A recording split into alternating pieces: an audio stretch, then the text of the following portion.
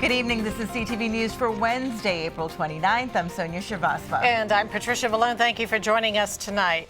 Well, it is day 2 of the bench trial for the Prince George's police officer, Charles Pickard, and both sides are wrapping up their cases. Picard is accused of assaulting and then arresting a student while working as a resource officer at Suitland High School in November 2013. He's charged with assault, misconduct in office, and reckless endangerment. Rochelle Metzger is at the courthouse in Upper Marlboro with the latest.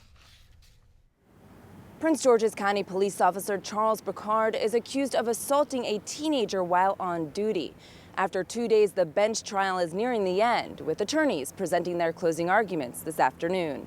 The case involving Picard is an alleged assault and then arrest of a 17-year-old student in the hallway of Suitland High back on November 12, 2013. Picard, who is pleading not guilty, was working as a school resource officer at the time. The encounter in question took place during dismissal and was captured on surveillance cameras, which prosecutors played during the trial, though the video quality is not great, leaving key moments up to interpretation. The incident began with the teen allegedly uttering profane words about police as the officer walked by, and issuing some kind of challenge, which prosecutors say Picard took him up on by removing his belt, which held his loaded service weapon, extra bullets, aspeton, and pepper spray, as well as his protective vest and badge, and leaving them on the floor. Prosecutors say the move was reckless and placed students and staff at risk. The defense claims it was a tactical action meant to de-escalate the situation because the teen would not obey commands and at several times during their exchange allegedly put his hands on the officer. In addition to reckless endangerment and multiple counts of misconduct in office, Picard also faces second-degree assault charges. Prosecutors say at one point Picard attempted to strike the teen and take him down. Picard testified today that the student lost his balance and says that he was only trying to grab a hold of him as he fell to the ground. The defense points out that no injuries were documented in the incident report.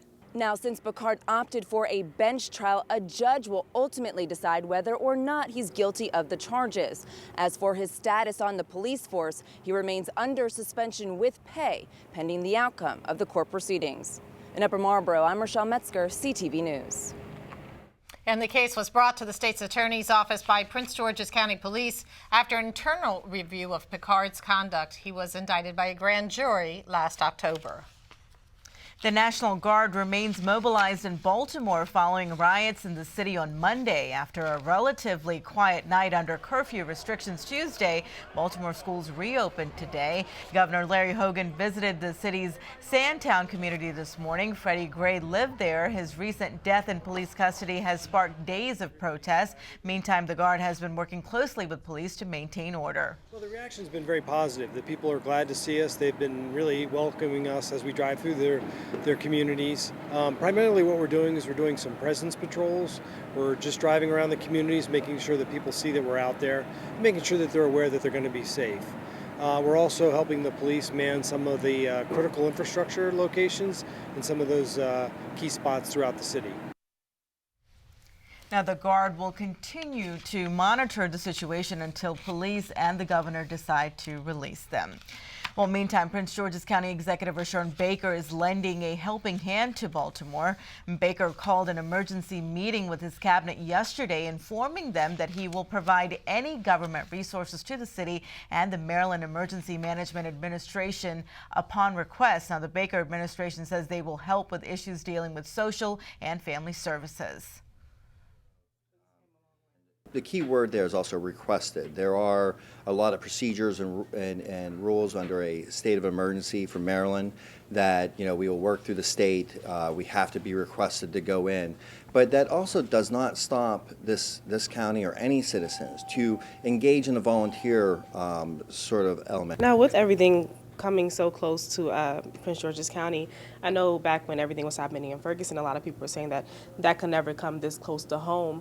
Do you feel like a situation like this could ever happen in Prince George's County, or does it give you some type of concern that it is happening this close? Well, I mean, one of the things Mr. Baker also did yesterday with his cabinet is he brought in front of the entire cabinet the maps of his Transforming Neighborhoods initiative. And he reminded his cabinet yesterday, this is exactly why we have our Transforming Neighborhood initiative. Now, so far, the county has deployed 30 to 35 police officers to Baltimore. By now, you've seen the damage in Baltimore caused from the looting and the vandalism. Most of us have heard that violence is not a means to an end and that peaceful resolution is a better way of resolving conflict. But is nonviolence seen as compliance, and can violent conflict actually produce results? It's a question that one political analyst attempts to answer. Solve anything. But the next mayoral administration comes in and says, I don't want my city up in flames. Whatever we have to do to get policing in a way that doesn't have the city going up in flames, that's what we want. So in a way, not advocating violence under any stretch of the imagination, but in a way we see violence, yes, does produce results.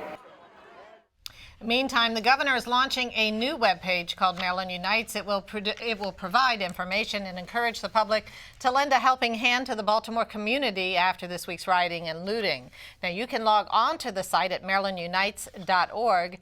And as a side note, classes will resume tomorrow, April 30th, for Prince George's students receiving special education services in Baltimore. Field trips and travel for athletic events will resume on Saturday, May 2nd. You can check pgcps.org for additional updates. And you are watching CTV News. I'm Patricia Vallone. And I'm Sonia Shervas.